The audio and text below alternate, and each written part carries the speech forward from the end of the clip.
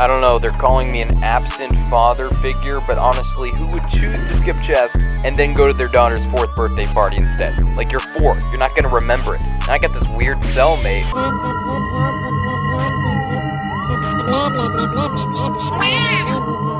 Would you rather have a severe crippling addiction to 1. Cocaine, 2. Pornography, 3. Fentanyl, and 4. The gym, working out, lifting weights? Let me know in the comments what would be your choice to this question. Obviously, I'm just joshing around, and nobody in their right mind would pick any other option besides the gym. Choosing bodybuilding as a passion or hobby of yours requires you to go to the gym around 4, 5, or even 6 days a week. And in doing so, you create a habit. But is this habit possibly an addiction? Now, obviously, that's gonna sound weird to some of you guys. How can a super healthy thing with pretty much no negative effects be an addiction? Well, I wanna talk about what happens when you stop going to the gym. Your withdrawal symptoms, as an addiction expert would say. Because not going to the gym as a frequent gym goer does give you side effects, psychological and physical. Hey guys, it's Dr. Finn, and that's from the prison prop. It's prison prop. Let me get that out of here. Wait, is this accurate? Yeah. 6'3", 6'4". I'm humble, so I just say 6'3", but this is actually my first feminist literature. Kind of want to gatekeep, so I'm not going to actually say the name, but it's a Lana Del Rey autobiography. Invigorating stuff, we need to erase this, though. I got something to tell you.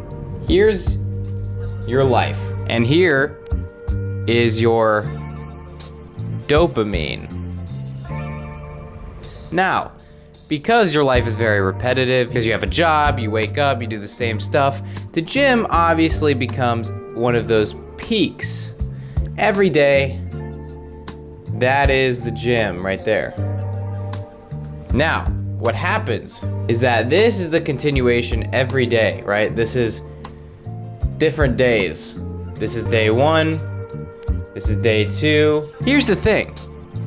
Every time you're not at the gym, when you're not thinking about to go to the gym, and when you're sad because you're leaving, here's this empty void in between that I want to talk about. This empty void here is your real life. And let me tell you boys, there's a lot out there besides these peaks.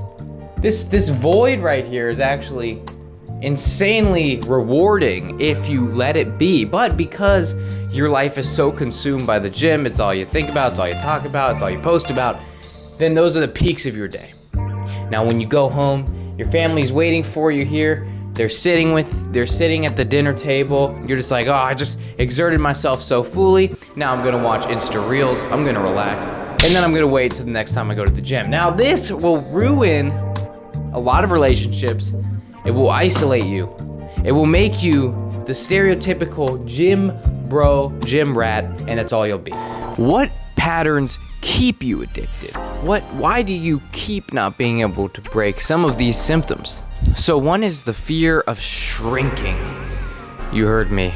Getting smaller, losing your muscle, losing your hard work. Body dysmorphia, it makes you feel small, let's be honest. It makes you just always feel like a stick that could be kicked in the wind no matter how big you are, unless you start taking steroids, then you truly become an abomination. Because you're constantly around other gym goers, you compare yourself to them. Not to mention, you've heard it a million times, but it's completely true, all your social media content you consume is subconsciously changing your image of what a good physique looks like at your age, at your time, at your body weight.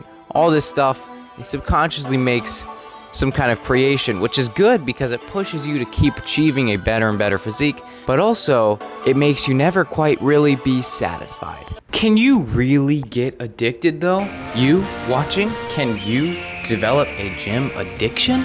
There's plenty people who would trade their drug, porn, and phone addictions for one which involves exercise. So don't get me wrong, there's definitely worse addictions out there, but yes, although there's no official diagnosis, the symptoms do exist, meaning you could get addicted to the gym and it could start crumbling the life around you, making you this giant heap of muscular meat that can't talk to a woman, can't talk to anyone, just works out, just this big, just abomination.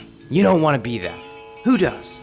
So how do you fix or prevent a gym addiction if you feel it developing, if you know someone, anything at all? Most addictions are pretty hard to stop. I mean, they're addictions. It's the definition of being hard to quit. But in my opinion, a gym addiction has got to be hands down one of the most easiest addictions to recover from and just flat out stop. The first thing is that you need to train for longevity. You need to train for strength, mobility, and most importantly, mental health, rather than just aesthetics.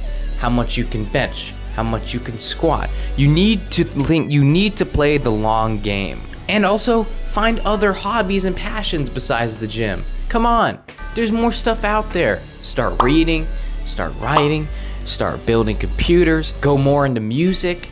Look, there's a lot of things out there besides the gym, and it makes a very one-sided person. The only thing about yourself is that you work out a lot. I mean, yeah, sure, your body looks good, but you gotta make your mind look good as well.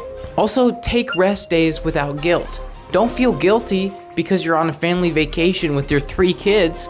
Don't feel guilty and you have to go leave them to hit legs. No, it's okay to rest every once in a while, and your progress will not disappear overnight. Taking one day off has virtually no effect if it's a once in a blue moon kind of thing, which I think you should understand is okay to do. But yes, find other hobbies or passions. You don't need to live in the gym. There should be other things outside of it. Like, for me, example, I have a YouTube channel that's about the gym. Anyways, the gym should be an aid to your life. It should not consume it. Peace.